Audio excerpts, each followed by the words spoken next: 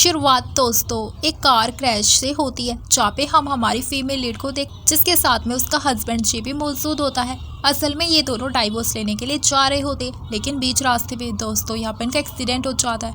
लेकिन इनकी स्टोरी यहाँ पर ख़त्म नहीं होती है, बल्कि इन दोनों की लैंडिंग अब सीधा ही पास्ट सीन में हो जाती है, जहाँ पे ये लोग स्कूल लवर्स होते हैं और यहाँ पर उन दोनों को पता होता है कि उनका रीबर्थ हुआ है। फिर यहाँ पर ले हमारी जो पास्ट लाइफ की स्टोरी के बारे में बताने लग जाती है, जहाँ पे वो और जी एंड उनका ये जो लव रियलिटी में बदल गया था, यानी कि उनकी शादी हो गई और आए दिन उनके बीच में झगड़े हुआ करते थे, जहाँ पे लिली अपने पॉइंट को समझाने की पूरी कोशिश किया करती थी और जी को समझाने की भी। लेकिन यहाँ पर जो जी था वो तो समझने की था ही नहीं, और ना ही वो खुद को और ना ही उसको समझा रहा होता है। फिर एक अचानक से यहाँ पर लिली उससे देख लेती है, जहाँ पे जी अपने स्कूल क्लास में डेज़ी की तस्वीर देख रहा होता है और यहाँ लिली समझ जाती है कि वो अभी भी अपने फर्स्ट लव को भुला नहीं पाया है। दोस्तों फिर सीन प्रेजेंट में आ जाता है, जहाँ पे उनका रीबर्थ हुआ होता है और वे लोग असल में अब अपने स्कूल के प्लेग्राउंड में मौजूद होते हैं। एंड उस समय वहाँ पर डेज़ी भी आ जाती है, जहाँ पे जी साफ साफ लिली से कह देता है कि तुम्हें पता है अगर मैंने अपनी लाइफ में तुम्हें चूज़ ना किया होता तो मेरी लाइफ कितनी अलग होती, कितनी बदल जाती और मैं कितना खुश होता। और तो यहाँ पे लिली उसकी बातों से एग्री करने लग जाती है, जहाँ पे वो उसके साथ उसी समय ब्रेकअप कर लेती है और कह देती है ठीक है आज से तुम्हारा रास्ता अलग होगा और मेरा रास्ता अलग होगा। और ये कहकर वे दोनों अपने अलग अलग रास्ते पकड़ लेते हैं और चले जाते, जहाँ पे लिली अपने रास्ते पर अकेले निकल पड़ती है सेल्फ इंडिपेंडेंट होकर, और दूसरी ओर जो जी होता है वो डेज़ी के साथ में निकल पड़ता है। फिर इसके बाद में हम यहाँ पर सीधे 7 साल के बाद का सीन देखते हैं, जहाँ पे हम एक लग्जरी कार को देखते हैं जिसमें से मिस्टर चैन बाहर आते हैं और उसके साथ में दोस्तों एक छोटा सा बच्चा होता है जिसका नाम एरिक होता है। और तो यहाँ पर एरिक की मम्मा और कोई नहीं बल्कि लिली होती है और वो ही मिस्टर चैन की वाइफ भी होती है, जहाँ पे हम समझ जाते हैं कि लिली कितनी अच्छी लाइफ जी रही होती है और उसकी हैप्पी फैमिली भी होती है, जहाँ पे उसे प्यार करने वाला उसका हस्बैंड और एक केयर करने वाला बेटा भी होता है। एंड यहाँ पर हम चैन लिली को डांट लगा रहा होता है कि माना है कि तुम मेडिकल एक्सपर्ट हो, लेकिन तुम्हें खुद की बॉडी को भी आराम देना चाहिए, वरना तुम जिंदगी भर सबकी सर्जरी करती रह जाओगी और खुद की पूरी बॉडी पर प्रेशर डालती रह जाओगी। यहाँ पर वो उससे कहती है कि तुम टेंशन मत लो, और साथ ही साथ में यहाँ पर एरिक को समझाती भी है जो भी प्राइवेट शेफ ने कुक किया है सिर्फ यही खाना खाना, वरना बाकी का खाना इतना हेल्थी नहीं होता है। एंड यहाँ पर एरिक को भी मालूम होता है कि उसकी मम्मी हेल्थ को लेकर कितनी ज़्यादा कॉन्शियस है। फिर बाद में यहाँ पर वो उसे किस कर देती है, जब ये छान भी उससे किस मांगने लग जाता है एकदम बच्चों की तरह। फिर इसके बाद में हम यहाँ पर देखते हैं जी को और उसकी गर्लफ्रेंड डेज़ी को, जहाँ पे उन्होंने एक पार्टी ऑर्गेनाइज की होती है। वो बहुत ही महंगे होटल में होती है जिसका नाम स्काई पैलेस होता है। यहाँ पे उसका एक मैनेजर उससे कह रहा होता है कि तुम अगर चाहो तो मैं इस पार्टी को स्पॉन्सर कर सकता हूँ, क्योंकि तुम्हें पता है ना ये होटल कितना ज़्यादा एक्सपेंसिव है। लेकिन जी उसे समझाता है कि नहीं ये सब करने की ज़रूरत नहीं है। एंड सभी लोगों को यहाँ पर जी की तारीफ़ करने शुरू कर देते हैं कि हाँ तुम्हें भला पैसों की क्या ही ज़रूरत होगी, तुम्हारे पास तो बहुत सारे पैसे, क्योंकि तुम तो बहुत बड़े ट्रेडर बन चुके हो। और तो यहाँ पर उसे कोई भी बेट नहीं कर पा सकता था, यानी कि सभी बिजनेस टाइकून जी के ऊपर डिपेंडेंट हुआ करते थे ताकि जी यहाँ पर उनके शेयर को हैंडल करने के लिए तैयार हो जाए। जी यहाँ पे बहुत खुश होता है और मन में कह रहा होता है कि मेरी पास्ट लाइफ की मेमोरी की वजह से मैं यहाँ पर ये सारी चीज़ें अपने प्रेजेंट लाइफ में हासिल कर पाया हूँ, और मैं यहाँ पर लिली को बताना चाहता हूँ कि उसके बगैर मैं कितना ज़्यादा सक्सेसफुल बन चुका हूँ। फिर यहाँ पर से उन सभी से लिली के बारे में वो पूछने लग जाता है कि क्या स्कूल के बाद में कोई भी उस लड़की के साथ कांटेक्ट में है। तो एक लड़की बताने लग जाती है कि हाँ कांटेक्ट में तो नहीं, लेकिन मैंने उसे सबवे में देखा था और वो लड़की तो बहुत ज़्यादा अगली नज़र आ रही थी, उसने बहुत ही सादे कपड़े पहन रखे थे, वो तो देखने में भी अच्छी नहीं दिख रही थी। जहाँ पे ये बात सुनकर तो डेज़ी को बहुत ही ज़्यादा अच्छा लगता है। दूसरी ओर यहाँ पे जी को पास्ट लाइफ की बात याद होती है, जहाँ पे लिली एकदम सिंपल लड़की बनकर रहा करती थी, भले ही उसके पास कितने पैसे क्यों ना आ जाए। और तो और जी उसे इस चीज़ को लेकर काफ़ी सुनाया भी करता था कि आखिर तुम अपने मुँह पर मेकअप नहीं पोंछ सकती हो क्या, एंड इस चीज़ को भी लेकर उनके बीच में बहुत बड़ा झगड़ा हुआ करता था। एंड ये चीज़ भी उन दोनों के दरमियान झगड़े का एक कारण हुआ करती थी, जहाँ पे लिली उसे समझाने की काफ़ी कोशिश किया करती थी कि लिली उस टाइप की लड़की नहीं है, वो एकदम सिंपल बनकर रहना चाहती है। फिर बाद में हम वापस से यहाँ पर पार्टी में आ जाते, जहाँ पे साफ साफ नज़र आ रहा होता है कि जी को अपनी इस लाइफ पर बहुत ही ज़्यादा घमंड आ गया है, और वो तो मन में भी कह रहा होता है कि लिली की ये वाली लाइफ ऐसी होगी, ये मुझे मालूम नहीं था, क्योंकि वो पहले भी पूरी की पूरी पागल की जैसे रहा करती थी। तो सिर्फ यहाँ पर सभी लोग ज़ी और डेज़ी को बहुत ही अच्छा कपल्स बुला रहे होते हैं और कहते हैं बहुत ही बेहतर हो अगर तुम दोनों एक दूसरे के साथ में शादी कर लेते हो। एंड यहाँ पर डेज़ी को प्रपोज करने वाला होता है चैन, इतने में वहाँ पर कोई आ जाता है और सबकी नज़र उस पर टिक जाती है, और दोस्तों कोई और नहीं बल्कि लिली होती है, जो कि यहाँ पे कैजुअल कपड़ों में आई होती है। सभी लोग यहाँ पर उसे क्रिटिसाइज़ करने लग जाते हैं उसके कपड़े देखकर कि इतने बड़े इवेंट में ये यहाँ पर नॉर्मल कपड़े पहनकर आई है।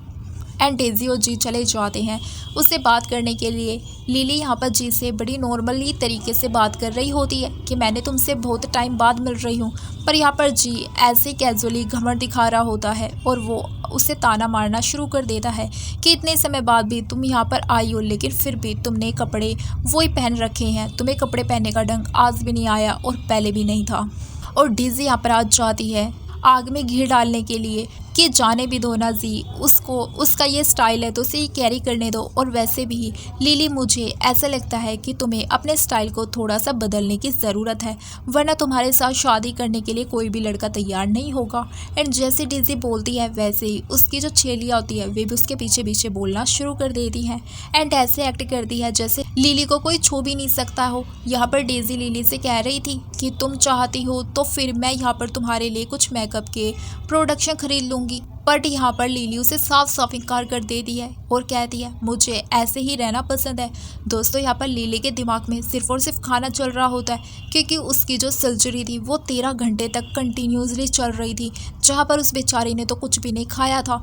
तो फिर बाद में वो खाने को ढूंढने लग जाती है और सीधा चली जाती है खाने के पास में, लेकिन तभी भी वो लोग उसे ताड़ रहे होते हैं। यहाँ पर लिली आराम से अपना खाना कंटिन्यू कर रही होती है, इतने में वापस जी आ जाता है जो कि उसका खाना आराम करने के लिए आया होता है और वो उसे के प्रोफेशन के बारे में पूछने लग जाता है। लिली उसे साफ साफ बता देती है कि मेरे प्रोफेशन तुमसे रिलेटेड बिल्कुल भी नहीं है, तो मैं भला तुम्हें क्यों ही बताऊंगी। एंड यहाँ पर वो कहने लग जाता है कि हाँ तुम कैसे ही बता सकती हो, तुम्हें शर्मिंदगी जो महसूस हो रही होगी, मुझे तो लग रहा था कि तुम पास्ट लाइफ की नॉलेज को लेकर तुमने कुछ बड़ा हासिल किया होगा, लेकिन नहीं, आज साबित हो चुका है कि लिली जी के बगैर कुछ भी नहीं है। और वो उसके सामने चेक रख देता है ये बताते हुए कि मेरी एनुअल सैलरी 1 मिलियन है। यहाँ पर तो जी उसे दान दे रहा होता है और कहता है कि तुम पैसों को रख सकती हो, ये पैसे तुम्हें मुझे लौटाने की भी ज़रूरत नहीं है। प्रीवियस लव में तो मेरी तुम वाइफ थी ना, इसलिए मैं तुम पर तरस खाकर तुम्हें ये पैसे दे रहा हूँ ताकि तुम इस लाइफ में अपनी पुरानी लाइफ जैसी ज़िंदगी जी सको, और तो और यहाँ पे मेरा दिमाग भी ना ख़राब करो। यहाँ पर लिली समझ नहीं पा रही होती है कि ये पुरानी लाइफ में लिली ने जी के लिए क्या कुछ नहीं किया था, पर उससे लिली के स्ट्रगल तो याद ही नहीं था। जहाँ पे हमें एक बार फिर से दोस्तों पास्ट का सीन दिखाया जाता है, जहाँ पे उनकी हैप्पी वेडिंग भी दिखाई जाती है। वेडिंग के बाद में यहाँ पे लिली के पास चांस था कि वो अपनी मास्टर्स कंप्लीट करने के लिए अब्रॉड जा सके, लेकिन यहाँ पर लिली ने उस चांस को ड्रॉप कर दिया, उस अपॉर्चुनिटी को छोड़ दिया वो सिर्फ जी के लिए, क्योंकि यहाँ पर जी को अपना बिजनेस स्टार्ट जो करना था एंड उसके पास ज़्यादा कैपेबिलिटी नहीं थी, यानी कि ज़्यादा पैसे तो नहीं थे। लिली अपने स्टडीज़ कंप्लीट करती या फिर यहाँ पर उसके बिजनेस में इन्वेस्ट करती, इस वजह से यहाँ पर वो दिन में 3 पार्ट टाइम जॉब किया करती थी ताकि वो जी को पूरा सपोर्ट कर सके और एक हैप्पी फैमिली और एक अच्छी सी लाइफ जी पाए जी के साथ में। लेकिन यहाँ पर जी आए दिन उसे नाराज़ हुआ करता था, और तो यहाँ पर एक दिन फाइनली वो जी को देख लेती है, जहाँ पे जी एक साइड में बैठकर डेज़ी की फ़ोटो देखकर बहुत ही रिग्रेट कर रहा होता है कि उसने लिली के साथ शादी क्यों की, क्योंकि डेज़ी की उस समय शादी हो गई थी। लिली को यहाँ पर बहुत गुस्सा आ जाता है और वो उसे एक थप्पड़ी लगा देती है, ये कहते हुए कि मैंने अपनी लाइफ पूरी की पूरी तुम्हें डेडिकेट कर दी है, तुम्हारे बिजनेस में सारा का सारा कैपिटल जमा करने के लिए मैंने क्या कुछ नहीं किया, एंड यहाँ पर तुम डेज़ी की तस्वीर देखकर रो रहे हो जस्ट बिकॉज उसकी शादी भी हो गई है। जी को भी गुस्सा आ जाता है और वो यहाँ पर लिली का फेस लेकर मिरर के सामने लेकर चला जाता है और कहता है तुम अपने खुद की शक्ल को देखो आईने में। तुम्हें क्या लगता है ऐसी शक्ल लेने वाली लड़की के साथ कोई शादी कर पाएगा?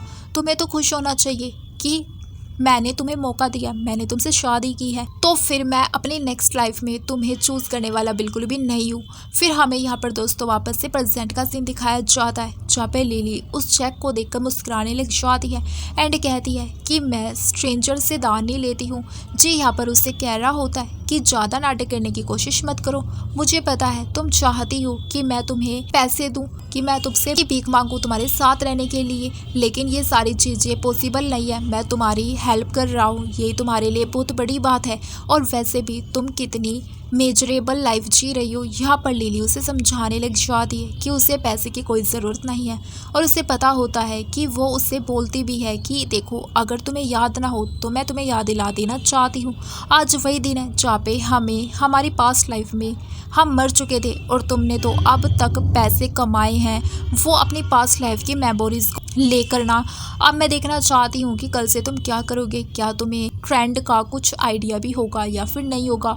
ये बात सुनकर तो जी को बहुत ही गुस्सा आ जाता है। फिर इतने में यहाँ पर जी को उसके मैनेजर की कॉल आ जाती है, जहाँ पे वो उससे कहते हैं कि हाँ मैं कुछ समय में वहाँ पर पहुँच जाऊँगा, एंड कहते हैं कि मैं तो तुमसे बाद में आकर बात करूँगा। दोस्तों हम यहाँ पर एरिक को देखते हैं और उसके डैड को भी, जहाँ पे उन्हें स्टाफ ने एरिक के लिए बहुत बड़ा केक तैयार किया होता है, और वो भी उसकी मम्मा के कहने पर, यानी कि लिली के कहने पर। एंड एरिक को भी वो केक बहुत ही ज़्यादा पसंद आता है, और एरिक कहता है कि वाओ इसमें तो स्ट्रॉबेरीज़ भी है, और मम्मा को स्ट्रॉबेरीज़ बहुत ज़्यादा पसंद है, हमें ये केक मम्मा के लिए भिजवा देना चाहिए। मैं चाहता हूँ सबसे पहले इस केक को मेरी मम्मा टेस्ट करे। यहाँ पर छान स्टाफ को ऑर्डर्स दे देता है कि उस केक को फर्स्ट फ्लोर वाले इवेंट में पहुँचा देने के लिए। फिर बाद में हम यहाँ पर जी को देखते हैं, जो कि डेजी से कह रहा होता है कि आज इस होटल में मिस्टर छान अपनी वाइफ और अपने बेटे के साथ में आने वाले हैं। ये बात मुझे मेरे मैनेजर ने बताई है, और ये मेरे पास में बहुत अच्छा मौका उनके साथ में कोलैब करने का, और अगर मैं ये करने में कामयाब हो गया तो फिर तुम समझ सकती हो कि हमारी आगे की लाइफ कितनी ज़्यादा इजी बन जाएगी। डेज़ी भी यहाँ पर लालच में होती है, वो कहती है कि तुम्हें तुरंत ही जाकर उनसे मिलना चाहिए। दोस्तों यहाँ पर लिली उनकी बातों को सुन पा रही होती है। फिर इसके बाद में यहाँ पर डेज़ी के आसपास सभी क्लासमेट आ जाते हैं, और वो लोग बोलने लग जाते हैं कि डेज़ी तुम्हारा हस्बैंड तो ऑलरेडी हाई लेवल पर है, एंड यहाँ पर अगर उसने मिस्टर छान के साथ कोलैबोरेशन कर ली तो तुम तो यहाँ पर टॉप क्लास में गिनी जाओगी। तुम अपने गरीब क्लासमेट को भी तो भूल नहीं सकती हो ना, यानी कि लिली को। डेज़ी कहती नहीं ऐसी कोई बात नहीं है, तुम सब मेरे स्कूल टाइम से फ्रेंड हो, और मैं तुम्हें भूल जाऊँ ये बिल्कुल भी नहीं हो सकता है। दोस्तों यहाँ पर एक क्लासमेट कह रही होती है कि तुम्हें यहाँ पर लिली से भी संभल कर रहना चाहिए, और तो और मुझे लगता है तुम्हें लिली को मदद करनी होगी। वैसे भी लगता है लिली की शादी नहीं हुई है और वो बेचारी अकेली रहती है। हम सब तो यहाँ पर सक्सेसफुल हो गए हैं, लेकिन लिली नहीं। बाद में यहाँ पर डेज़ी लिली के पास चली जाती है। बाद में यहाँ पर डेज़ी लिली के प्रोफेशन के बारे में उससे पूछने लग जाती है, आखिर तुम कहाँ पर काम करती हो। एंड यहाँ पर लिली बताती है कि वो नर्सिंग में काम करती है। तो उसकी क्लासमेट लिली की जो सैलरी होती है वो पूछने लग जाती है, पर लिली अपनी सैलरी बताने से साफ साफ इनकार कर देती है। तो फिर वो लड़की उसे क्रिटिसाइज करने लग जाती है, कहती है अरे तुम्हें जरा सी भी शर्म नहीं है। यहाँ पर जी ने ऑलमोस्ट डेज़ी के साथ शादी करने का फैसला कर ही लिया है, और यहाँ पर तुम चैन के साथ में खड़ी होकर हंस हंस कर बात किए जा रही हो, तुम्हें शर्म आनी चाहिए। लिली कहती है लगता है तुम्हें चश्मे की ज़रूरत है, तुम्हें ढंग से नज़र नहीं आता है क्या। हम में से कोई भी हंस कर बात नहीं कर रहा था, पहली बात तो ये, और दूसरी बात ये कि जी मेरे पास आया था, ना कि मैं खुद खुद जी के पास गई थी उससे बात करने के लिए। इसके बाद बस की क्लासमेट भी बोलने लग जाती है कि अरे जी इतना सक्सेसफुल बन चुका है, तुम्हें क्या लगता है कि वो अभी भी तुम्हारे पीछे ही पड़ा होगा तुम्हें पाने के लिए।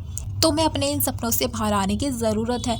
दूसरी ओर यहाँ पर डेज़ी लिली को 20,000 का कार्ड देने लग जाती है और कहती है होपफुली इन पैसों को तुम ले लोगी और नेक्स्ट टाइम जी के साथ में कोई भी कॉन्टैक्ट नहीं रखोगी। यहाँ पर लिली हंसने लग जाती है और कहती है तुम दोनों बिल्कुल एक जैसे हो, तुम यहाँ पर पैसे दे रही हो ताकि मैं यहाँ पर तुम्हारे उस जी को छोड़ पाऊँ, ऐसे भी कुछ मुझे लग ही रहा था।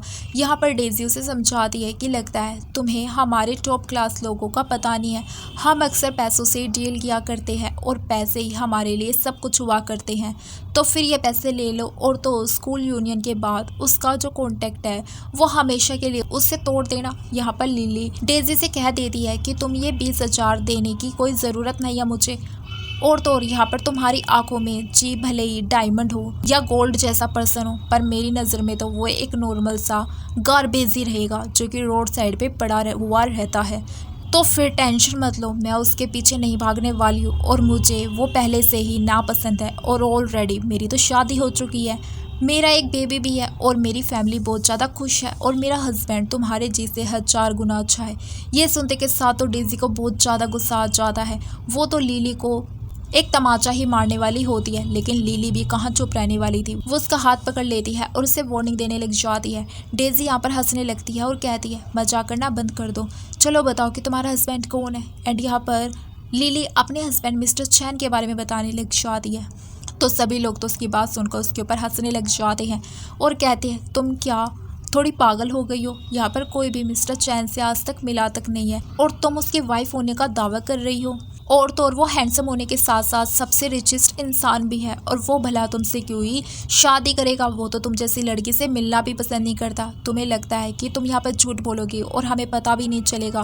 फिर सभी लोग यहाँ पर उस पर हंसने लग जाते हैं। साथ ही साथ में वो लोग भी कहते हैं कि इतने रिचेस्ट पर्सन की वाइफ इतने नॉर्मल कपड़ों में बाहर नहीं निकल सकती है और उसके पास पैसे नहीं होंगे, ये तो हो ही नहीं सकता है। यहाँ पर तुम अपने ड्रीम हस्बैंड की बात कर रही हो लगता है, लेकिन अपने सपने से बाहर आ जाओ। और वो लोग यहाँ पर उसका बहुत मजाक बनाने लग जाते हैं और उस पर हंसने लग जाते हैं। पर यहाँ पर लिली उनमें से किसी को भी नहीं रोकती है, क्योंकि यहाँ पर उसे तो मालूम होता है कि उसका स्टैंडर्ड कितना हाई है उनके स्टैंडर्ड से, जो कि उसके ऊपर हंस रही है। और ऐसे लोगों को वे लोग ज़्यादा मुँह नहीं लगाया करते हैं। इतने में यहाँ पर स्टाफ आ जाती है और वो एक बड़े से केक के साथ में होती है और लिली का नाम पर लेने लग जाती है कि मिस्टर छान ने मिसेज छान के लिए केक भिजवाया है। फिर दोस्तों हम यहाँ पर जी को देखते हैं जो कि मैनेजर ली से मिलने गया होता है। मैनेजर ली बोलते हैं कि तुम्हें टेंशन लेने की ज़रूरत नहीं है, मैंने यहाँ पर सारी चीज़ों को ऑर्गेनाइज करके रख दिया है। जैसे यहाँ पे मिस्टर छान बाहर निकलेंगे मैं तुम्हें इशारा कर दूंगा और तुम उनसे ऐसे मिलना जैसे कि तुम उनसे एक्सीडेंटली मिले हो,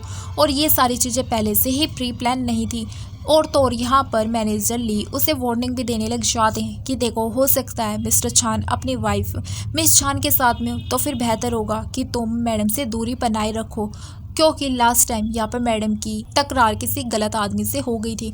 तो यहाँ पर मिस्टर छान ने तो उस इंसान को छोड़ा तक नहीं था, उस इंसान को बैंकरप्ट करवा दिया था, उस इंसान को बर्बाद करके रख दिया था। जी कहता है लेकिन मैंने तो मैडम को अभी तक देखा भी नहीं है। मैनेजर बोलता है टेंशन मत लो, मैंने किसी से पूछताछ करके उनकी तस्वीर तुम्हें भिजवा दूंगा, तब तक तुम यहाँ पे इंतज़ार कर सकते हो। दोस्तों हम वापस से पार्टी के इवेंट में पहुँच जाते हैं जहाँ पर स्टाफ उसी की ओर आ रही होती है। अब वो सभी के सभी लोग उस स्टाफ के कॉस्ट्यूम को नोटिस करते हैं,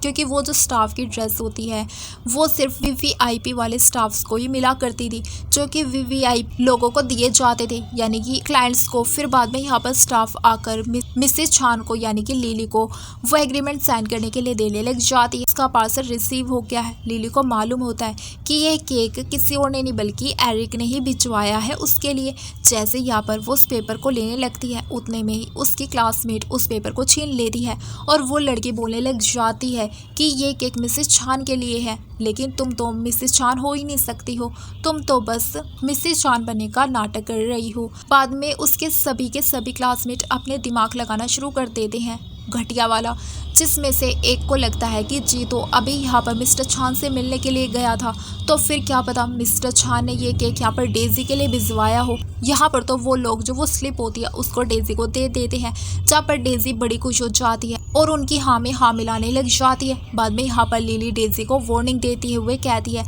सोच लो इस कार्ड पर मेरा नाम लिखा हुआ है, साइन करने के बाद में तुम्हें नकार नहीं पाओगी। सभी लोग यहाँ पर हंसने लग जाते हैं, कहते हैं कि लिली तुम्हें यहाँ पर मेंटल हॉस्पिटल में जाने की ज़रूरत है सख्त, कहीं तुम वहाँ पर भर्ती तो नहीं हो गई हो। और लोग बहुत ही ज़्यादा हंसने लग जाते। फिर बाद में यहाँ पर डेज़ी उसे समझाती है कि देखो तुम अपना नाटक यहाँ पर बंद कर सकती हो। लिली कहती है जो करना है वो करो, मेरी एनर्जी मैं तुम पर वेस्ट करना नहीं चाहती हूँ, लेकिन मैं तुम्हें बता दूँ और तुम्हें वॉर्न भी कर दूँ कि यहाँ पर इस पर साइन करने के बाद में तुम्हारी लाइफ नॉर्मल लाइफ नहीं रह पाएगी। एंड यहाँ पर डेज़ी बिना कुछ सोचे समझे उस पेपर पर साइन कर देती है।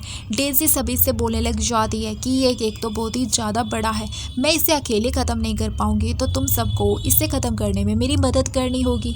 और वो सभी बेवकूफ़ क्लासमेट भी वैसा ही करते हैं। वो लोग केक को खाते हुए उसकी तारीफ करने लग जाते हैं कि ये केक तो काफ़ी एक्सपेंसिव तरीके से बनाया गया है और कितना ज़्यादा टेस्टी भी है। दोस्तों यहाँ पर डेजी केक का पीस लेकर चली जाती है लिली के पास में उसको देने के लिए।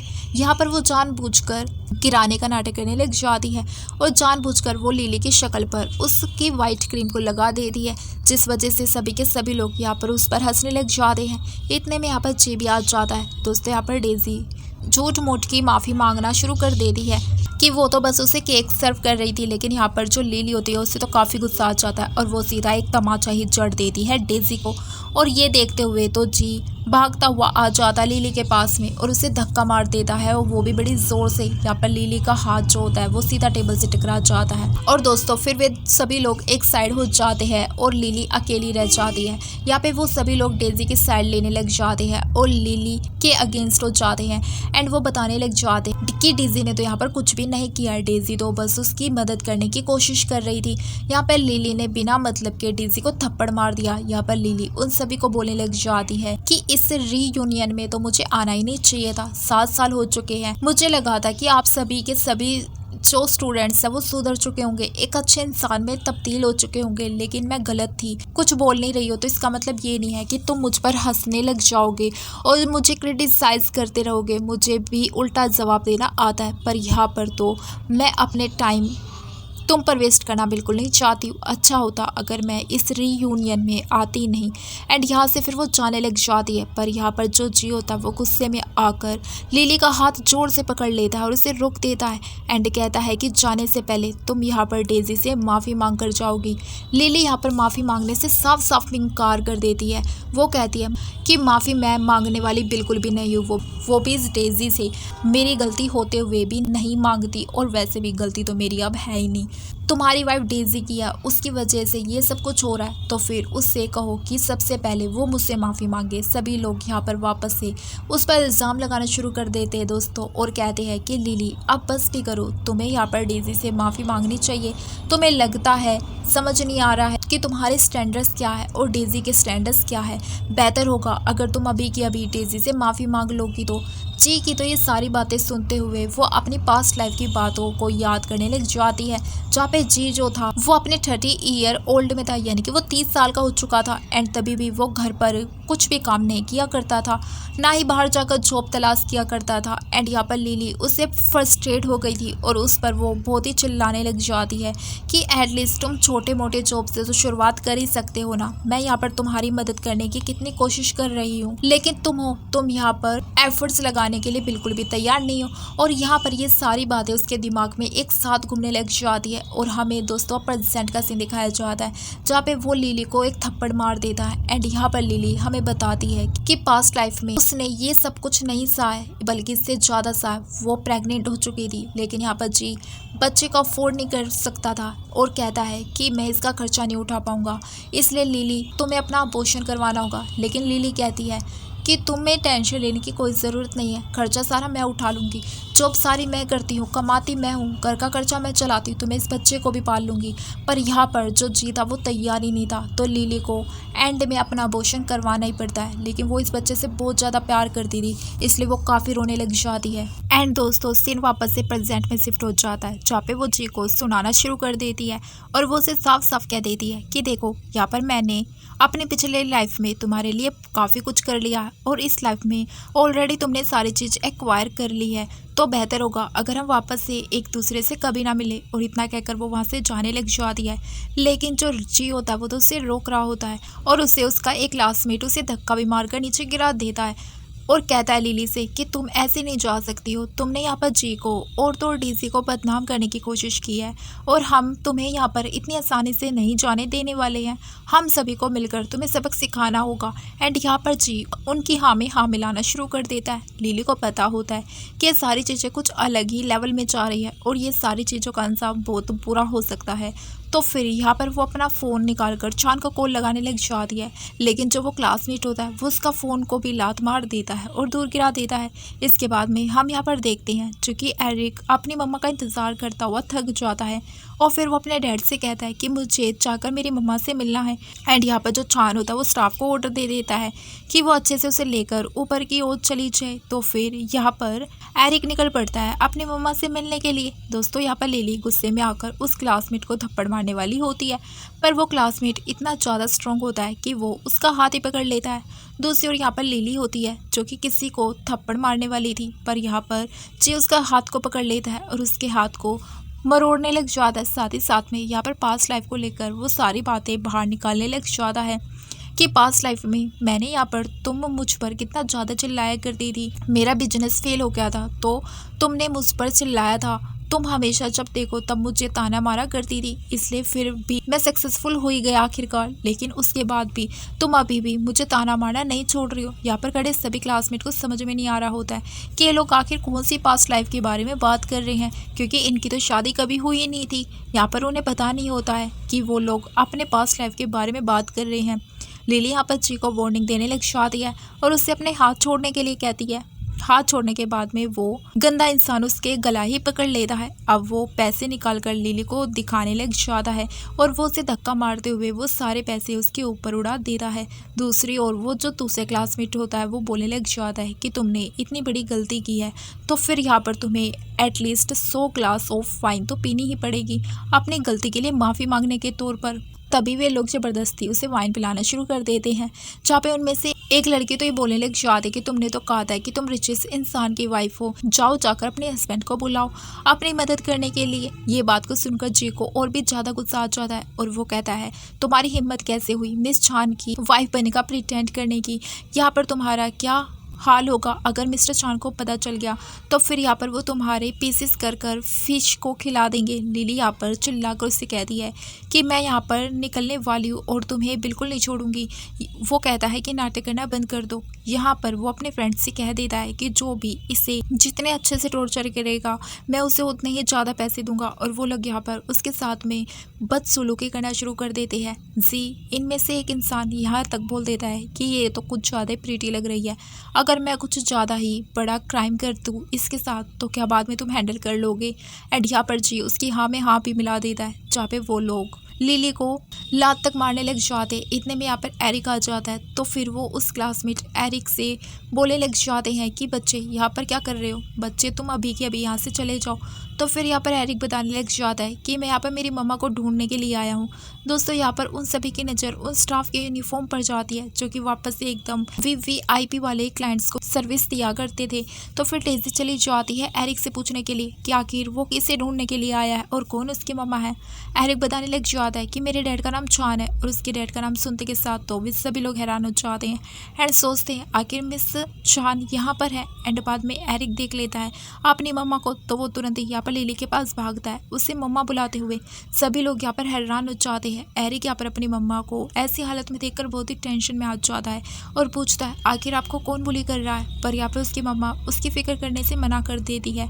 तो फिर एरिक चिल्ला चिल्ला कर पूछने लग जाता है कि किसकी इतनी हिम्मत हुई कि उसने मेरी मम्मा के साथ में ये सलूक किया। यहाँ पर सभी क्लासमेट जी के ऊपर नाम लगाने लग जाते हैं। तो फिर यहाँ पर एरिक जी को मारने के लिए आता है एंड यहाँ पर जी उसे धक्का ही मार देता उल्टा, और लिली उस पर चिल्लाने लग जाती है कि जी कहता है कि क्यों वो वर्कर्स तुम्हारे फ्रेंड होंगे और तुमने ही मिलकर उनके साथ में सब नाटक कर रही हो जिस वजह से तुम मिस चान होने का प्रिटेंड कर सको, अच्छे से हमें यकीन दिला सको। लेकिन सुनो मैं तुम्हारी बातों में बिल्कुल नहीं आऊँगा और विश्वास तो हरगिज़ नहीं करूँ कि तुम मिसेस चान हो यानी कि मिस्टर चान की वाइफ हो। ऐसा होना बिल्कुल भी पॉसिबल नहीं है। यहाँ पर डीजी भी वार्निंग देने लग जाते हैं कि क्या पता ये बच्चा सच में मिस्टर चान का बच्चा हो तो। लेकिन यहाँ पर जो ची होता है वो तो कुछ भी सुनने के लिए तैयार ही नहीं होता है और बोलता है मिस्टर चान का बच्चा यहाँ पर लिली को कैसे पहचान सकता है। और हाँ लिली यहाँ पर मिस्टर चान की वाइफ तो कभी नहीं हो सकती है। यहाँ पर एरिक बड़ी ही जोर से चलाकर बोलता है कि तुम्हें एक बैड पर्सन हो और मेरे डैडी तुम्हें बिल्कुल नहीं छोड़ने वाले। यहाँ पर लिली उससे बोलने लग जाती आखिर तुम कौन से छोटे से एक्टर को यहाँ पर लेकर आई हो। लिली बताती है कि वो उसका खुद का बेबी है। जी बोलने लग जाता है कि अब सब कुछ मैं समझ गया हूँ, ये बच्चा तुम्हारा हो ही नहीं सकता है। तुम यहाँ पर इस बच्चे को जानबूझकर लेकर आई हो। तुमने इसे ही सारी चीज़ें सिखाई होगी ताकि यहाँ पर आकर ये सारी चीज़ें बोले और तुम यहाँ पर मुझे गिल्ट फील करवा सको कि पास्ट लाइफ में हमारे पास यहाँ पर बेबी नहीं था और तुम जेलस फील करवा पाओ। तो ऐसा होने नहीं वाला है बिल्कुल भी। यहाँ पर एरिक जी पर गुस्सा करने लग जाता है। तो दूर से यहाँ पर लिली बोलती है कि जाने दो, अपनी एनर्जी इन जैसे घटिया इंसानों के ऊपर वेस्ट मत करो। हमें कभी भी ऐसे लोगों की तरह नहीं बनना चाहिए। एरिक यहाँ पर सभी से कहने लग जाता है कि मेरे डैड कहा करते हैं कि मेरी मम्मी पूरे वर्ल्ड की सबसे ब्यूटीफुल मम्मा, भले ही यहाँ पर वो अच्छे से ड्रेसअप ना होती हो, इसमें क्या हुआ। लिली यहाँ पर एरिक को समझा रही होती है कि ड्रेसअप होने से कोई अमीर नहीं बन जाता है। कोई भी इंसान अपने हाथों और अपनी पर्सनैलिटी की वजह से आगे बढ़ पाता है। अच्छे कपड़े पहनकर पर्सनैलिटी को छुपा नहीं सकता है। एंड यहाँ पर वो एरिक को लेकर जाने लग जाती है, पर जी यहाँ पर सभी फ्रेंड्स को बोल देता है कि उसे रोको और जी कहता है कि नहीं, मैं तुम्हें यहाँ से नहीं जाने देने वाला हूँ जब तक तुम यहाँ पर मुझे कोई एक क्लैरिफिकेशन नहीं दोगी। लिली यहाँ पर साफ साफ बता देती है कि वो यहाँ पर जी को क्लैरिफिकेशन देने के लिए बिल्कुल नहीं आई है। जी कहता है अब बस भी करो, मुझे अच्छे से पता है कि ना ही तो तुम्हारी शादी हुई है और ना ही तुम्हारा कोई बेबी है।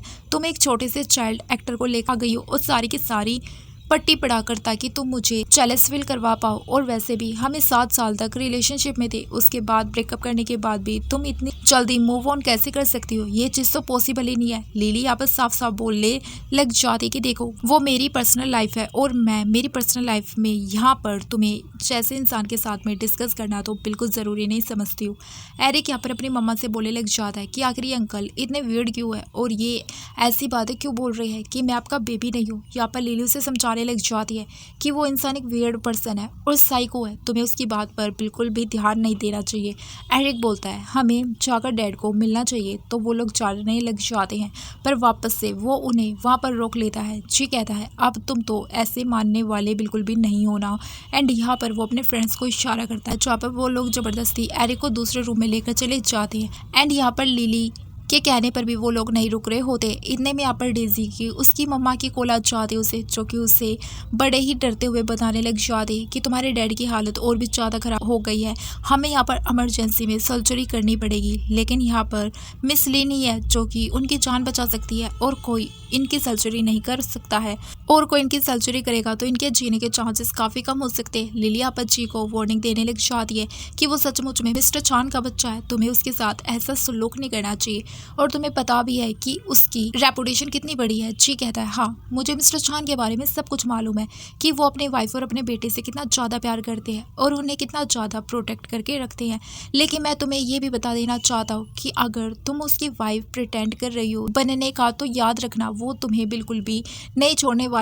लिली कहती है कि ये वार्निंग तो मुझे तुम्हें देनी चाहिए और तुम्हें समझाना चाहिए कि मैं ही मिस्टर चान की वाइफ हूँ। जी कहने लग जाता है ठीक है, 3 मिनट में यहाँ पर मेरे पास में मिसेज चान की फ़ोटो आने वाली है, फिर हमें सभी को पता चल जाएगा कि आखिर उसकी रियल वाइफ कौन है। और दोस्तों हम यहाँ पर देखते हैं चान को, जो कि अभी भी उन दोनों का इंतज़ार कर रहा होता है। उसे समझ नहीं आ रहा होता आगे ये लोग कहाँ रह गए हैं। इतने में स्टाफ आकर उसे स्लिप को दिखाने लग जाती है, जहाँ पर छान जो होता है वो तो उन सिग्नेचर्स को देखकर कंफ्यूज हो जाता है और कहता है ये किसके सिग्नेचर है। तो स्टाफ बताने लग जाती है कि एक औरत थी जो अपने आप को मिसेस छान प्रिटेंड कर रही थी और उसी ने यहाँ पर साइन किए थे। ये देखकर तो और ये सुनकर तो मिस्टर छान को बहुत ज़्यादा गुस्सा आ जाता है। दूसरी ओर हम यहाँ पर एरिक को देखते हैं, जो कि चिल्ला चिल्ला कर दरवाज़ा खोलने के लिए कह रहा होता है, लेकिन जो क्लासमेट उसके पास खड़ा था वो दरवाज़ा नहीं खोलने के लिए तैयार होता है और कहता है कि तुम्हें टेंशन लेने की जरूरत नहीं है बच्चे, हम तुम्हें कुछ समय के बाद में यहाँ से जाने देंगे। और अचानक से यहाँ पर एरिक के हार्ट में पेन होने लग जाता है और वो अपने हार्ट को जोर से प्रेस करते हुए बेहोश हो जाता है अपनी मम्मा को बुलाते हुए। और वो क्लासमेट ये सब देखकर तो डर के मारे वहाँ से भाग जाता है। लिली यहाँ पर कह रही होती है कि मैं किसी से भी शादी करूँ इससे तुम्हारा कोई भी लेना देना नहीं है। जी कहता है लेना देना तो बनता है क्योंकि तुमने लाइफ को पूरा बर्बाद करके रख दिया था मुझसे शादी करके। लिली को समझ में नहीं आ रहा होता है कि आखिर लिली ने उसकी लाइफ कैसे बर्बाद कर दी थी। और हम यहाँ पर पास्ट का सीन देखते हैं तो जहाँ पर जी को 1 मिलियन चाहिए थे एंड यहाँ पर वो लिली से लोन मांगने के लिए आ जाता है क्योंकि उसके सर पर ऑलरेडी 2 मिलियन का क्रेडिट होता है, बट वो देने से इनकार कर देती है अपने क्रेडिट्स को। और लिली से समझाने की भी काफ़ी कोशिश करती है कि वो 1 मिलियन इन्वेस्ट करके फिर भी वो हारने ही वाला है। बट यहाँ पर उनके बिजनेस के साथ साथ उसके पैसे भी चले जाएंगे। लेकिन जो जी था वो तो गुस्सा करने लग जाता है, वो तो लिली की बात समझने के लिए तैयार ही नहीं था। वापस से दोस्तों हमें पार्टी का सीन दिखाया जाता है, यानी कि सीन प्रेजेंट में शिफ्ट हो जाता है। लिली यहाँ पर उससे बोलने लग जाती है कि तुम मुझे छोड़ो और मेरे बच्चे को वापस कर दो। इतने में यहाँ पर वो क्लासमेट भागते हुए आ जाता है और सारी चीज़ें बताने लग जाता है। लिली समझ जाती है एरिक को अस्थमा अटैक आया हुआ है और वो वहाँ से भागने लग जाती है। पर यहाँ पर जो जी होता है वो उसे जाने नहीं देने वाला था। जी बोलता है तुम तो बड़े अच्छे एक्टर को लेकर आई हो जो कि यहाँ पर अस्थमा तक की भी एक्टिंग कर सकता है। लिली उस पर चिल्ला उठती है और कहती है तुमने मेरे साथ अभी तक जो कुछ भी किया मैं उसे भूल सकती हूँ, तुम्हें माफ़ कर सकती हूँ, लेकिन अगर मेरे बच्चे को कुछ हो गया तो याद रखना मैं तुम्हें बर्बाद करके छोड़ दूंगी। एंड ये सुनने के बाद तो जी हैरान हो जाता है। डेजी यहाँ पर लिली से कहती है कि तुम ये कौन से टून में हमारे से बात कर रही हो, तुम ही नहीं तो हमें पर वो किया था ना। यहाँ पर जी को यकीन नहीं होता है कि वो सचमुच में लिली का ही बच्चा है। एंड यहाँ पर उसे भी फील हो रहा होता है और वो लिली से बोलने लग जाता है कि तुमने मुझे धोखा दिया है, तुमने मुझसे पास्ट लाइफ में कहा था कि तुम मुझसे प्यार करती हो और सिर्फ मुझसे, और तुम मेरे साथ फैमिली की शुरुआत करना चाहती हो, लेकिन यहाँ पर तुमने किसी और के साथ में शादी करके बच्चा भी पैदा कर लिया। लिली को यहाँ पर समझ में नहीं आ रहा होता है कि ये इंसान क्या पागल हो गया है।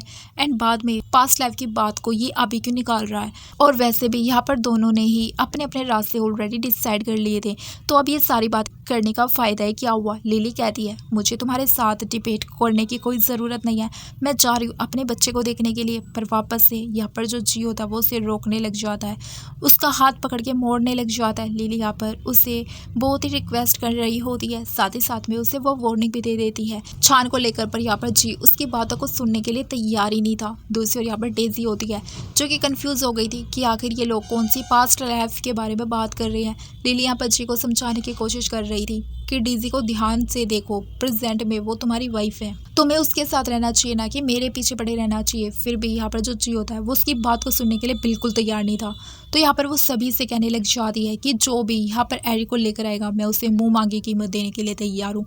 पर यहाँ पर जी के डर से कोई भी क्लासमेट जाने के लिए तैयार ही नहीं होता है।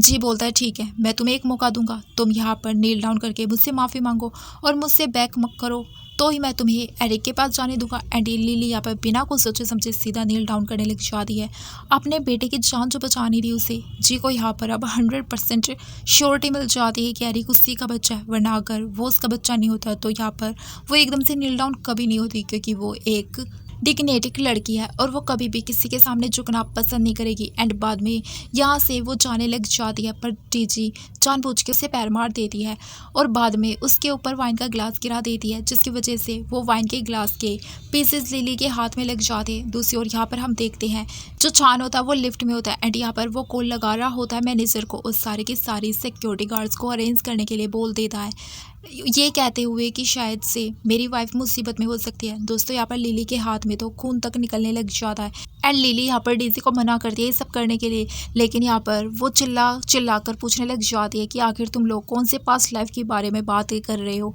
मुझे समझ में नहीं आ रहा है। पर यहाँ पर जी उससे कुछ भी रिस्पॉन्स नहीं देता है, वो कहता है मैं घर जाकर तुम्हें सब कुछ बता दूंगा। एंड यहाँ पर डेजी जो होती है वो लिली से पूछने लग जाती है कि जब तक तुम मुझे ये सारी क्लियरिटी नहीं दोगी तब तक मैं तुम्हें यहाँ से नहीं जाने देने वाली हूँ। यहाँ पर लिली बहुत ज़ोर ज़ोर से रोने लग जाती है और कहती है मैं आखिर तुम्हें सब कुछ क्यों ही बताऊँ, तो क्लियरिटी दूँ। यहाँ पर मैं तुम्हारी सारी की सारी बातें बता दी है। डेजी को यहाँ पर शक होने लग जाता है कि क्या पता तुम लोग 7 साल से एक दूसरे के साथ कांटेक्ट में रहे हो बिना मुझे बताए। लिली कहती है ऐसा कुछ भी नहीं है। गुस्से में आकर डेजी उसके पैर तो क्लास से कुचलने लग जाती है, जहाँ पर लिली उसे रोकती है, पर यहाँ पर वो तो रुकती नहीं है। दोस्तों हम यहाँ पर छान को देखते हैं जो कि ऑडिटोरियम हॉल की ओर ही आ रहा होता है। इतने में यहाँ पर मैनेजर भी जी को फोटो सेंड कर देता है मिसिस छान की, तो वो यहाँ पर लिली से कहने लग जाता है कि तुम पक्का श्योर हो कि तुम यहाँ पर किसी को सच्चाई नहीं बताना चाहती हो, क्योंकि मैनेजर ने मुझे यहाँ पर मिसिस छान की फ़ोटो भेज दी है।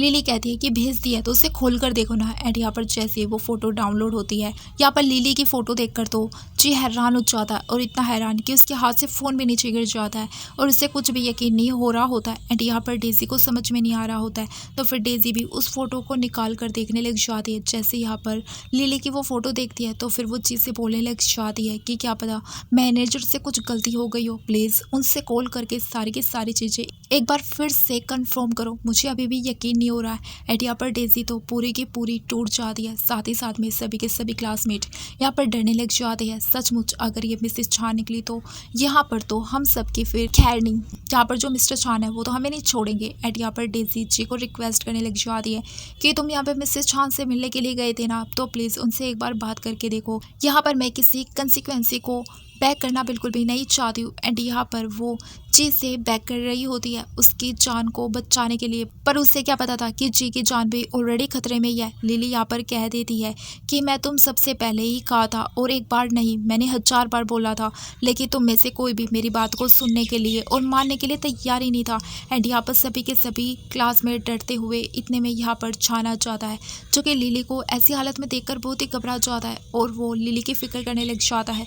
यहाँ पर लिली से वो पूछता है आगे किसने सब कुछ किया है। लिली यहाँ पर इसके पहले कुछ बोलती, वो बेहोश हो जाती है। सबसे पहले मिस्टर चान लिली को हॉस्पिटल लेकर चले जाते हैं। इसके बाद में यहाँ पर फाइनली लिली को होश आ जाता है, जहाँ पर एरिक उससे मिलने के लिए आ जाता है, साथ ही साथ में चान भी। एंड बाद में यहाँ पर एरिक अपनी मम्मा से बोलने लग जाता है कि मैं आपको लेकर कितना ज़्यादा डर गया था। एंड यहाँ पर लिली भी उसे गले से लगाने लग जाती है। दोस्तों यहाँ पर लिली चान से पूछने लग जाती है कि क्लासमेट का क्या हुआ, तो चान उसे बताने लग जाता है। और दोस्तों हमें यहाँ पर अब पास्ट का सीन दिखाया जाता है।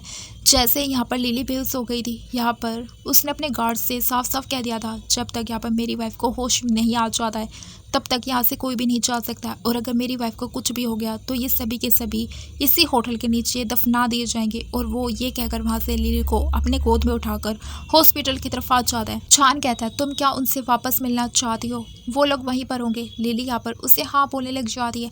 इसके बाद में हम वापस से उसी ऑडिटोरियम हॉल का सीन देखते हैं, जहाँ पर सभी के सभी लोग घबराए हुए थे। एंड वो लोग यहाँ पर डेज़ी और जी को ही जिम्मेदार ठहरा रहे थे इन सब चीज़ों का, कहते हुए कि तुम दोनों की वजह से ये सब कुछ हो रहा है। एंड यहाँ पर डेज़ी बोलने लग जाती है कि तुमने कहा था कि उसकी बात पर यकीन किया, तुमने अगर हमें रोक दिया होता तो हम सब यहाँ पर ये सारी हरकतें कभी ना करते, अपनी हद कभी ना पार करते, और उससे सभी लोग यहाँ पर जी से कह रहे होते तुम्हें तो लग रहा था कि यहाँ पर लिली किसी से शादी नहीं करने वाली है। जी को यहाँ पर पास्ट लाइफ की बात याद आने लग जाती है, जहाँ पे वो लोग लिली का बर्थडे सेलिब्रेट कर रहे थे और वो लोग तभी स्कूल में थे। एंड यहाँ पर लिली अपने 3 विश मांग रही होती है। पहली विश की उसकी शादी सिर्फ और सिर्फ जी से हो, दूसरे विश की जी को एक क्यूट सा बेबी दूँ, और तीसरी विश की वो दोनों लाइफ टाइम तक अच्छे से साथ में रहे। एंड यहाँ पर वो बोलने लग जाता है कि तुमने बार बार बच्चे के बारे में क्यों बात करे जा रही हो। तब लिली यहाँ पर उसे बताने लग जाते हैं कि उसे बच्चे कितने ज़्यादा पसंद है, वो बच्चों से बहुत ही ज़्यादा प्यार करती है और यहाँ पर वो अपने एक हैप्पी फैमिली बनाना चाहती है। फिर वापस से हम यहाँ पर प्रेजेंट में आ जाते हैं। एंड इतने में यहाँ पर उन दोनों की एंट्री हो जाती है, जहाँ पर उन दोनों को देखकर तो सभी के सभी लोग डरने लग जाते। फिर यहाँ पर एज ए जेंटलमैन चान अपनी वाइफ को चेयर देता है बैठने के लिए। उन दोनों को देखकर तो सभी क्लासमेट नील डाउन करने लग जाते हैं एंड माफ़ी मांगना शुरू कर देते हैं। डेज़ी यहाँ पर सारा इल्ज़ाम जी पर लगा देती है। यहाँ पर चान सभी को शांत करता है और बोलता है देखो मैं यहाँ पर बिना मतलब के किसी को भी सज़ा नहीं देना चाहता हूँ, मैं उसे सज़ा दूंगा जो कि इस सज़ा का हकदार होगा, जिसने मेरी वाइफ को बुली किया होगा। एंड बाद में यहाँ पर वो स्लिप दिखाने लग जाता है जिसके अंदर सिग्नेचर किया था डेज़ी ने, और वो फिर पूछने लग जाता है आगे कौन है वो जिसमें इतनी हिम्मत थी कि जिसने मेरी वाइफ के बदले यहाँ पर सिग्नेचर करने की हिम्मत कर दी। फिर बाद में यहाँ पे सभी लोग डेज़ी का नाम बताने लग जाते और साथ ही साथ में हर एक इंसिडेंट्स के बारे में बताते हैं जो कि उस समय हुआ था। वो केक वाली चीज़ को लेकर भी कहते हैं। चान कहता बहुत अच्छा, तुम लोग मेरी मदद करो, जैसे उनसे यहाँ पर लिली के साथ किया है वैसे 100 टाइम्स गुना और उससे ज़्यादा बुरा तुम इनके साथ करोगे। और वो सभी लोग यहाँ पर डेज़ी को सताने के लिए चले जाते हैं। तो यहाँ पर जो चान होता है वो चला जाता है जी के पास में, जहाँ पर जी तो बहुत ज़्यादा घबराया हुआ होता है। एंड चान यहाँ पर सीधा ही उसे थप्पड़ लगाते हुए बोलने लग जाता है सबसे पहले तो मुझे तुम्हें थैंक्स कहना चाहिए, अगर तुमने लिली से ब्रेकअप नहीं किया होता तो आज लिली मेरी वाइफ कभी ना होती। एंड यहाँ पर वो उसे बोलने लग जाता है कि क्या लिली ने तुम्हें अपनी आइडेंटिटी के बारे में नहीं बताया है। तो जी यहाँ पर बस सिर हिलाकर हाँ कह देता है, जहाँ पर चान उसकी फिर पिटाई करने लग जाता है। एंड यहाँ पर लिली भी वाइन का गिलास लेकर चली जाती है डेज़ी के पास में और उसके फेस के ऊपर गिरा देती है। एंड यहाँ पर डेज़ी बीच में आ जाती है और लिली को समझाती है ये कहते हुए कि तुम आखिरकार जी के साथ ऐसा कैसे कर सकती हो? जी तुम्हारा एक्स बॉयफ्रेंड है, कम से कम उसके बारे में तो सोचो। तुम यहाँ पर अपनी इस स्टेटस का इस्तेमाल करके हमें बुली नहीं कर सकती हो। लिली कहती है अच्छा तो बुली वाली चीज़ तुम मुझे सिखाओगी? कुछ समय पहले तुमने जो मेरे साथ किया था उसे बुली करना नहीं कहते तो क्या मजाक समझूं मैं? लेकिन यहाँ पर जी लिली से माफ़ी मांगने लग जाता है, उसे माफ़ करने के लिए कहता है। लिली कहती है ठीक है, मैं भी तुम्हें एक चांस देना चाहती हूँ। एंड यहाँ पर लिली जी को नील डाउन करके बार बार हेड डाउन करने के लिए कहती है, तब तक जब तक कि लिली सेटिस्फाई ना हो जाए। यहाँ पर जी बोले लग जाता है कि ये तो कुछ ज़्यादा ही हो गया है। छान कहता है क्यों तुम चाहते हो कि ये मैटर मैं अपने हाथ में लूँ? एंड यहाँ पर बाद में जी चुपचाप रह जाता है और साथ ही साथ में यहाँ पर लिली डीजी को भी ये काम करने के लिए बोलती है। डीजी लिली से कह देती है कि तुम लिमिट को क्रॉस कर रही हो। छान कहता है कि तुम लिमिट्स को क्रॉस कर रही हो मेरी वाइफ से इस तरीके से बात करके। एंड यहाँ पर वो दोनों मिलकर उन दोनों से नील डाउन कराना शुरू कर देते हैं। एंड लिली बाद में यहाँ पर बाकी की क्लासमेट को देखती है जिन्होंने उसे बुली किया था।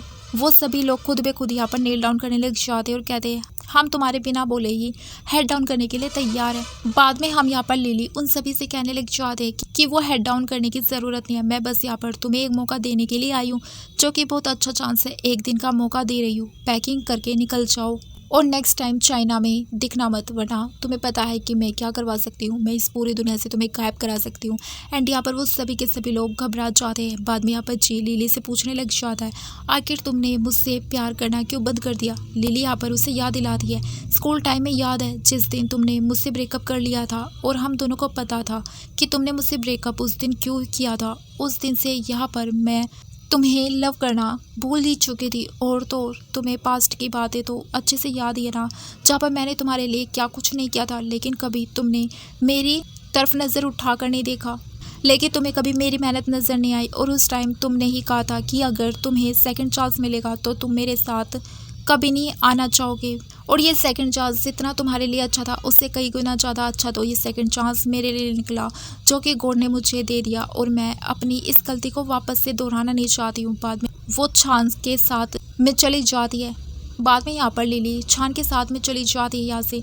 इतने में यहाँ पर डेजी को उसकी मम्मा की कॉल आ जाती है जो कि रोने लग जाती है क्योंकि उसके डैड को इमरजेंसी वार्ड में शिफ्ट कर दिया गया था क्योंकि उनकी कंडीशन बहुत ही ज़्यादा ख़राब हो गई थी और अगर जल्दी सर्जरी नहीं की जाती तो उनकी जान बचा पाना मुश्किल था तुरंत ही। बाद में यहाँ पर डेजी और जी भागते हुए आ जाते हैं हॉस्पिटल में जहाँ पर ये कहता है कि अपने सर्जरी की शुरुआत क्यों नहीं की है। एंड आंटी यहाँ पर बताने लग जाते हैं कि हम सर्जरी शुरुआत वो टॉप डॉक्टर के बगैर नहीं कर सकते जिसके बारे में मैंने यहाँ पर डेजी को सुबह बता दिया था, पर यहाँ पर वो डॉक्टर की अवेलेबिलिटी फ़िलहाल नहीं है। यहाँ पर आंटी को टेंशन लेने से मना करता है जी और कहता है मैं भी यहाँ पर डॉक्टर से बात कर लेता हूँ और उनका पता लगाता हूँ आखिर वो कहाँ है। फिर डॉक्टर से बात करने के लिए बाद में वो वहाँ से चला जाता है। डॉक्टर से बात करने के बाद में आंटी को वो खुशखबरी देता है कि मुझे डॉक्टर के बारे में मालूम पड़ गया है और वो यहाँ पर सेंट्रल हॉस्पिटल में है, मैं जाकर उन्हें मनाता हूँ। एंड तुरंत ही यहाँ से वो उन्हें लेने के लिए जाने लग जाता, ये कहते हुए कि आप दोनों को टेंशन लेने की ज़रूरत नहीं है। इसके बाद में यहाँ पर डेजी को लेकर सेंट्रल हॉस्पिटल आ जाता है जी और वो से कहता है कि तुम यहाँ पर उतर जाओ, मैं जाकर गाड़ी को पार्क कर आता हूँ।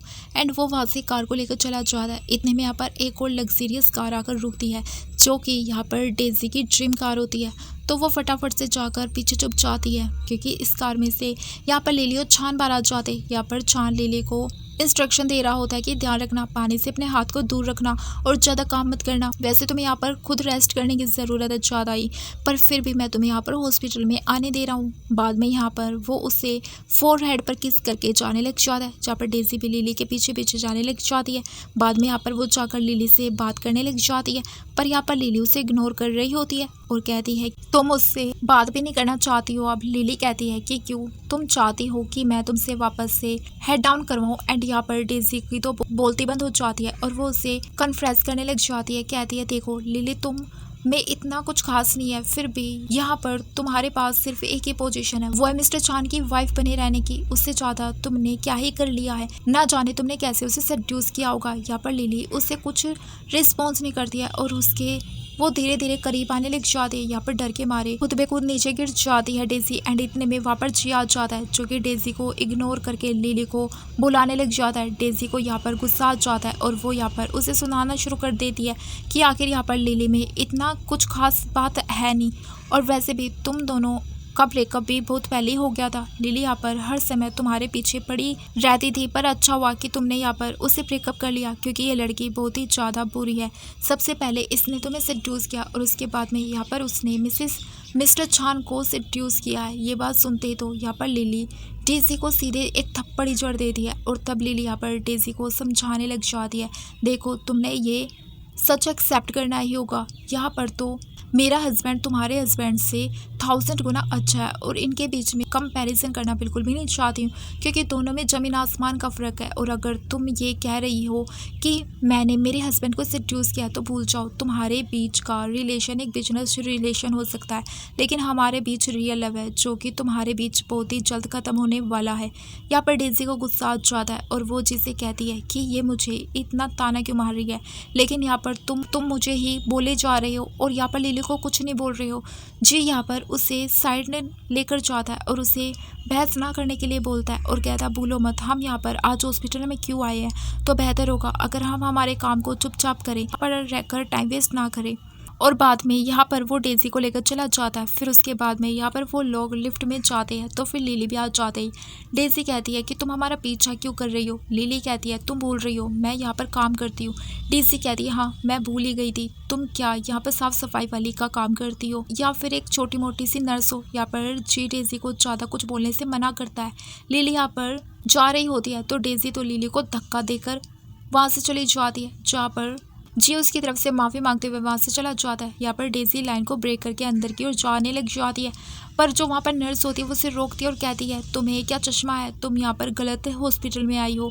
तो यहाँ पर डेज़ी बताती है कि उसका अपॉइंटमेंट है और वो नर्स उसे बताती है कि लाइन में खड़ी रहो, इतनी लंबी लाइन क्या तुम्हें नज़र नहीं आ रही है। यहाँ पर लिली चली जाती है सीधा ही अंदर की तरफ, तो फिर डेज़ी उसे बोलने लग जाती है, वो लड़की तो यहाँ से चली गई। वो नर्स बोलती है, हाँ तो फिर वो क्या लाइन में लगेगी यहाँ पर काम करने के लिए। और सभी लोग यहाँ पर डेज़ी पर हंसने लग जाते हैं। दोस्तों यहाँ पर बहुत ही ज़्यादा इंतज़ार करने के बाद में फाइनली लास्ट नंबर उनका आ ही जाता है, तो फिर नर्स उन्हें उस रूम के अंदर भेज देती है। बाद में यहाँ पर वो लोग जब अंदर जाते हैं तब वहाँ पर वो लोग लिली को देखकर सामने हैरान हो जाते हैं। तो फिर यहाँ पर डेज़ी बोलती है, तुम यहाँ पर क्या कर रही हो। लिली यहाँ पर अपनी IT कार्ड को दिखाने लग जाती है और बताती है कि ठीक है मुझे यहाँ पर डॉक्टर प्रोफेशनल से मिलना है। लिली कहती है, देखो ये मेरा कैबिन है, मैं यहाँ पर बैठती हूँ तो तुम्हें यहाँ पर मुझसे ही बात करनी पड़ेगी। तुम लोग भूल गए हो कि मैं मेडिकल डिपार्टमेंट में थी। यहाँ पर डेज़ी उससे बोलने लग जाती है, अब बस भी करो, मैं तुम्हें पहले ही बता रही हूँ यहाँ पर मेरे डैड की जान खतरे में है और यहाँ पर तुमने अगर मेरे डैड की जान के साथ खिलवाड़ करने की कोशिश की तो याद रखना मैं तुम्हें नहीं छोड़ने वाली हूँ। अभी की अभी यहाँ पर डॉक्टर को बुलाओ वरना तुम देख लेना। और तो यहाँ पर वो उसका गला तक पकड़ लेती है, जहाँ पर लिली को डेज़ी की बातें कुछ खास समझ में नहीं आ रही होती है। एंड यहाँ पर लिली सिक्योरिटी गार्ड को बुला लेती है और कहती है कि यहाँ पर कोई साइको क्लाइंट आ चुका है। जी यहाँ पर डेज़ी को समझाने की कोशिश कर रहा होता है, प्लीज़ हमें यहाँ पर शांति से बात करनी चाहिए। एंड यहाँ पर लिली से वो रिक्वेस्ट करने लग जाता है। लिली यहाँ पर उन्हें कुछ रिस्पॉन्स नहीं करती है। इतने में यहाँ पर नर्स सिक्योरिटी गार्ड को लेकर आ जाती है, जहाँ पर डेज़ी उन्हें रोकती है और उस नर्स से बोलती है, मुझे यहाँ पर एक्सपर्ट डॉक्टर से मिलना है। वो नर्स बोलने लग जाती है, तुम वही हो ना जिससे चश्मा है, और हाँ यहाँ पर आने से पहले तुमने रिसर्च नहीं की क्या पूरी। ये मैडम सबसे बड़ी एक्सपर्ट है हमारे पूरे के पूरे हॉस्पिटल में। एंड ये बात सुनकर तो यहाँ पर डेज़ी पूरी की पूरी हैरान हो जाती है कि ये वो इंसान होती है जिसे वो कब से ढूंढने की कोशिश कर रही थी, मनाने की कोशिश कर रही थी कि वो उसके डैड का ऑपरेशन कर दे, और उसे यहाँ पर अभी भी यकीन नहीं हो रहा होता है। दूसरी ओर यहाँ पर जी डेज़ी के डैड की कंडीशन को यहाँ पर लिली को एक्सप्लेन करना शुरू कर देता है ताकि यहाँ पर लिली उसकी मदद कर पाए, और कहता है कि अगर तुम उसके डैड की जान बचाओगी तो तुम्हें जितने पैसे चाहिए उतने पैसे मैं तुम्हें देने के लिए तैयार हूँ। लिली यहाँ पर बोलने लग जाती है कि देखो मैं डॉक्टर हूँ एंड मैं उतनी ही फीस चार्ज करती हूँ जितना हॉस्पिटल मुझे कहता है। मैं यहाँ पर एक्स्ट्रा रिश्वत लेने के लिए नहीं बैठी। और रही बात इस सर्जरी की, तो ये सर्जरी मैं नहीं करने वाली हूँ।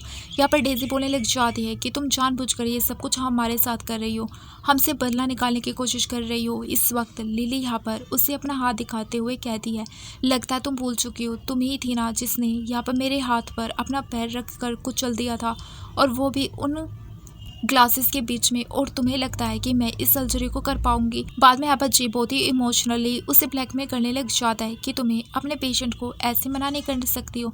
एंड लिली यहाँ पर ऐसे करने से मना करती है। यहाँ पर डेजी बहुत गुस्सा करती है, पर यहाँ पर जी सिचुएशन को बड़े अच्छे से हैंडल करने की कोशिश करता है क्योंकि उसे मदद की ज़रूरत थी। एंड यहाँ पर फिर वो उसे रिक्वेस्ट करता है कि प्लीज़ तुम्हें अपनी किसी पहचान वाले डॉक्टर से बात कर सकती हो जो कि तुम्हारी तरह ही एक्सपर्ट हो। एंड यहाँ पर बाद में लिली उनके केस को देखने लग जाती है, जहाँ पर वो साफ साफ बता देती है कि कोई और डॉक्टर सर्जरी कर भी ले तो भी तुम्हारे डैड 2 साल से ज़्यादा जिंदा नहीं रह पाएंगे।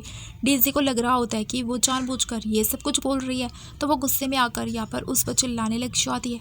लिली कहती देखो सुनना है तो सुनो वरना मेरी बात मत सुनो। मैं सर्जरी बिल्कुल नहीं करने वाली हूँ क्योंकि मेरे हाथ अभी फ़िलहाल ठीक नहीं है और इस सर्जरी में बारीकी की ज़रूरत है जो मैं नहीं कर पाऊँगी। बाद में यहाँ पर जो डेजी को लेकर वहाँ से चला जाता है। यहाँ पर डेजी खुद बोलती है कि मुझे इस लड़की से सर्जरी नहीं करवानी अपने डैडी की। एंड इसके बाद में हम यहाँ पर दोस्तों देखते हैं जहाँ पर डेजी अपने हाथ में अपने डैडी की तस्वीर लेके बैठी होती है, यानी कि उसके डैड गुजर चुके होते हैं।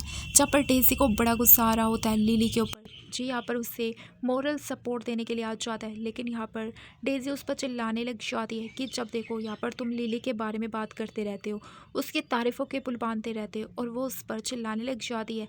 जी भी यहाँ पर उस पर गुस्से में आकर उसे एक थप्पड़ी मार देता है और कहता है आखिर कब तक तुम उस पर ब्लेम डालती रहोगी, तुम्हारी वजह से ही उसका हाथ खराब हुआ था और उसका हाथ खराब होने की वजह से वो तुम्हारे डैड की सर्जरी नहीं कर पाई, फिर भी तुम उसके ही को ब्लेम कर रही हो, अपनी गलती नहीं लगा रही हो। यहाँ पर डेजी उसे याद दिलाती है कि वो उसकी वाइफ है और उसे यहाँ पर उसके साथ तमीज़ से बात करनी चाहिए। एंड यहाँ पर जी एज विजुअल पहले का पहले जैसा इंसान होता है, वो सारा का सारा ब्लेम जैसे लास्ट टाइम लिली के ऊपर डाला था वैसे ही अब डेजी के ऊपर डाल देता है कि अगर तुमने मुझे सेड्यूस नहीं किया होता तो फिर मैं अभी यहाँ पर लिली के साथ होता और मेरी लाइफ पहले जैसी अच्छी की अच्छी चल रही होती, इस तरह बेकार ना होती। जी यहाँ पर साफ साफ डाइवोर्स के लिए बोल देता है डेजी को। यहाँ पर डेजी हंसने लग जाती है और कहती है तुम्हें क्या लगता है डाइवोर्स के बाद यहाँ पर लिली तुम्हारे साथ आ जाएगी? जरा अपनी आंखें खोल कर देखो, वो मिस्टर चान की वाइफ है और वो कभी भी उसे नहीं छोड़ सकती है। जी कहता है कि हाँ मुझे पता है, लेकिन एटलीस्ट मैं उस इंसान के साथ नहीं रहना चाहता हूँ जो तुम्हारी जैसा हो। एंड यहाँ पर उस पर वो चिल्ला उठता है। बाद में यहाँ पर जीत चला जाता है लिली से मिलने के लिए, जहाँ पे वो लिली से बात करना चाहता था, पर यहाँ पर लिली को उससे बात करने में जरा सी भी दिलचस्पी नहीं होती है। वो यहाँ पर सिर्फ और सिर्फ उससे उसके 5 मिनट मांगता है एंड कहता है प्लीज़ ये मेरी लाइफ का सवाल है। एंड यहाँ पर वो उसे माफ़ी मांगना शुरू कर देता है। लिली कहती है माफ़ी मांगनी है तो फिर मैं यहाँ पर तुम्हें माफ़ करने वाली बिल्कुल भी नहीं हूँ, तुम्हें यहाँ से जाना चाहिए। एंड जब वो वहाँ से जाने लग जाती है तो जी उसे पास्ट लाइफ के बारे में सब कुछ बताने लग जाता है। आखिर पास्ट लाइफ में सारी की सारी गलती उसी की थी।